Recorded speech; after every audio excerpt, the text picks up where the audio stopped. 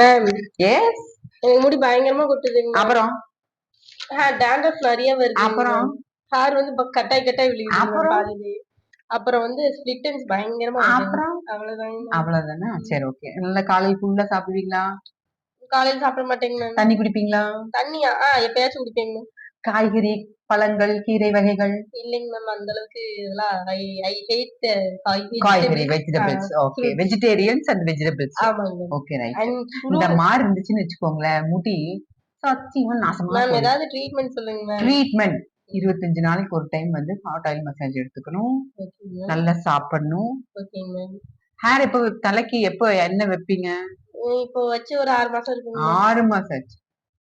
So இந்த மாதிரி நம்ம ஒரு ஹாட் ஆயில் மசாஜ் வந்து 25 days ஒன்ஸ் எடுத்துட்டோம் அப்படின்னா ஸ்கேல்ப் வந்து நல்ல டைட்டன் கிடைக்கும், ஹேரில் வந்து சில்க் அண்ட் சாஃப்ட் கிடைக்கும். ஸோ நம்ம இதை நல்லா ஒரு ஃபீல் பண்ணிவிட்டு அதுக்கப்புறமா இந்த ஸ்டீம் கொடுக்கும்போது ஸ்கேல்ப்லேயும் சரி ஹேரில் இருக்கிற எல்லா வந்து ப்ராப்ளமும் கிளியர் ஆகும். ட்ரை பண்ணி பாருங்கள். Thank you so much.